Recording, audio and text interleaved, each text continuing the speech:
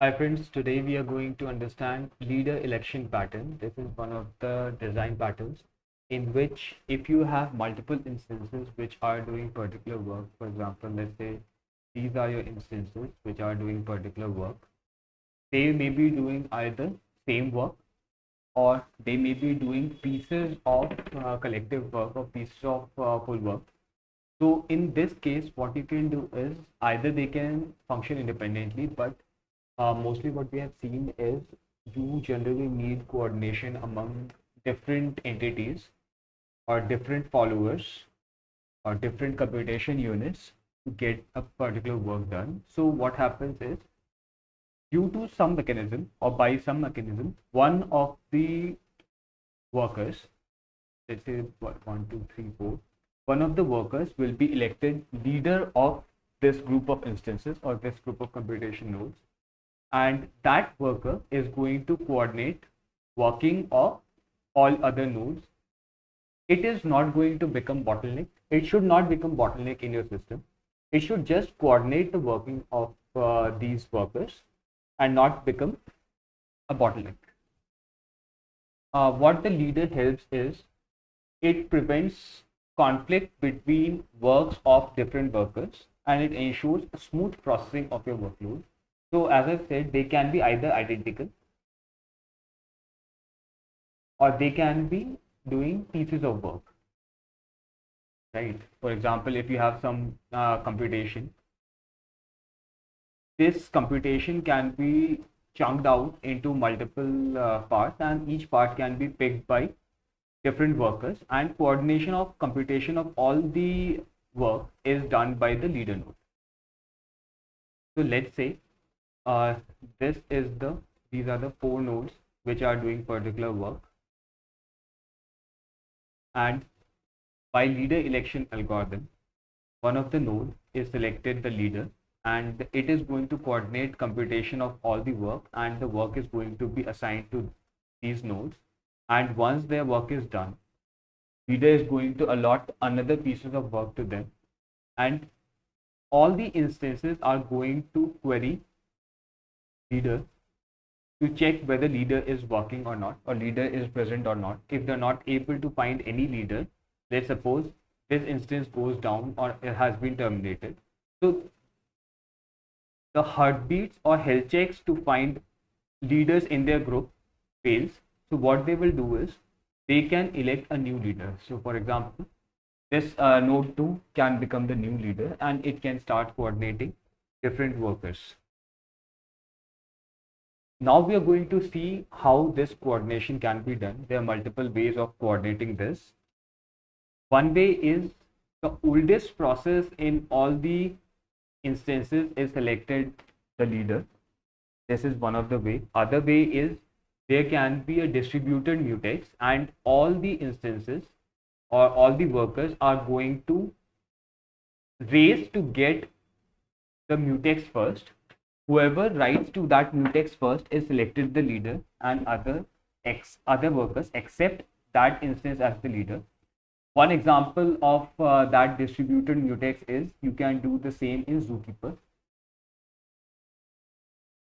Example of this pattern is in Kafka, where the leaders for a particular partition are elected using distributed mutex locking in Zookeeper. So Kafka basically, all the brokers of Kafka race to write to a distributed mutex to take the place for a particular leader, and whoever writes first becomes the leader, and other instances or other workers becomes the follower. Another way is using specialized algorithm like Bully algorithm. There is also ring algorithm. There are specialized algorithms which you can use to decide leader election. So the process in which a leader is selected is called leader election, as the topic suggests, leader election pattern. So you're electing one of the workers as the leader, and it is going to coordinate the working. We have to ensure that when you have multiple instances, they are going to race They are going to elect a leader, and you have to ensure that only one instance is selected as a leader, not two instances or more than one instance not selected as a leader, because it can lead to race conditions. It can lead to undefined behavior, because two instances can issue conflicting commands, and it can basically make your cluster unstable. Now, this kind of scenario in which you have two masters or two leaders is called split brain. What is happening is you are having two masters. So this is master or this is master. Master and leader can be similar. So there are going to be two brains which are defining or which are controlling a cluster. So it is called, this kind of scenario is called split brain. And there are multiple mechanisms or multiple ways in which you can prevent your cluster from having multiple masters or multiple leaders. One of the ways using distributed mutex, which guarantees that only one leader is selected. Others are designated as followers. But in this case, for example, this is the distributed mutex store. So you should ensure that this distributed mutex store should not become the bottleneck. It should not become a single point of failure. It should scale well, and it should have high availability, and it should have fault tolerance, so that it does not become single point of failure. So this is distributed mutex store. You basically want atomic rights to happen for a particular action. Now, your leader election process should ensure that even if there is a failure in your system, for example, one or all of the nodes goes down, in that case also, when the cluster comes back up, it is able to maintain its sanity, it is able to maintain its working. So that is one of the requirement for having a good leader election algorithm. Another scenario that you have to consider when having leader election is, if for example this leader goes down, this leader crashes, then all the other instances which are being monitored by, or which are being accessed by your worker nodes should come to know that leader has died, and they should elect a new leader among themselves. So let's say this instance is selected leader first, or maybe this instance is selected leader first according to whichever way you are using, either using a distributed mutex store or using a custom algorithm or using the oldest process ID, and whichever leader is elected next. So there's going to be some duration during which there's no leader in the cluster, or uh, at the point where this node went down and there's no leader. So your application should handle these types of scenarios. It should continue to work during this situation. And there are some cases also where application can continue to work without leader for quite a longer time.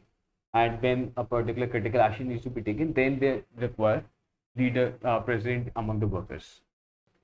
When you're basically working in a cloud environment, then you have to ensure that a leader or any instance going down or basically shutting down in your cluster or terminating in a cluster should be handled. For example, if you have auto scaling configurations in your cluster, then leader can, since leader is only one of the elected worker nodes to lead the cluster, so it is just like any other node. It can be terminated by the auto scaling policy. And during this scenario, automatically a new leader should be elected, and it should not have to be handled separately. So auto scaling can happen, leader can go down, and you have to handle these types of scenarios.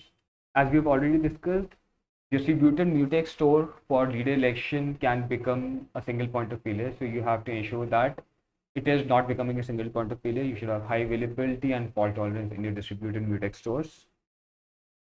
Since your application is dependent on leader to allot the work, or for working of a cluster you need leader, then it can introduce latencies in the application processing. So you have to ensure that it is not adding too much latencies in your processing, or too much latencies in your application, because it can become a bottleneck. Using out of the box leader election methods like distributed mutex stores or etc. can provide advantages, but it provides a disadvantage that they are not flexible. You cannot optimize them as much as you can optimize custom written algorithm like Boolean algorithm or ring algorithm, and you can basically configure them as per your needs. So there's a trade-off between custom algorithms and using off-the-shelf products. Now, one thing I am going to emphasize again is your leader should not become bottleneck in your system. It should not do processing work, though it can do, but it should avoid doing processing work, because if it becomes a bottleneck, if all the work is being done through leader and then only workers are working, then it can slow down your operations. Now, this leader election pattern is not suitable when you can do away with the more simple way of coordinating among the different workers by using either a singleton class or any other way. You can have a lightweight solution. So you should go with the simplest solution rather than using all the complex solutions. The simplest solution is the best solution.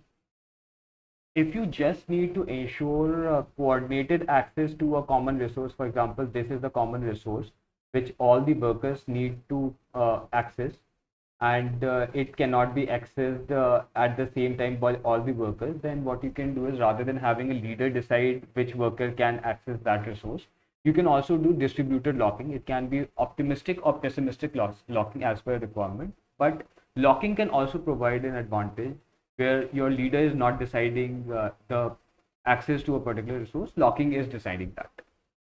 And as we have seen, rather than having your own leader election pattern implemented in your application, you can use off-the-shelf products like using Zookeeper or etc. There are other off-shelf products which you can use.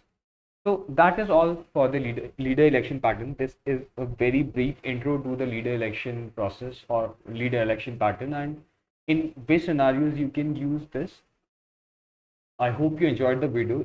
I know it is a bit short and it is a bit lacking in all the information that you might need, but this is a good start to understand leader election when you need it. I hope you enjoyed the video. Thank you and have a nice day.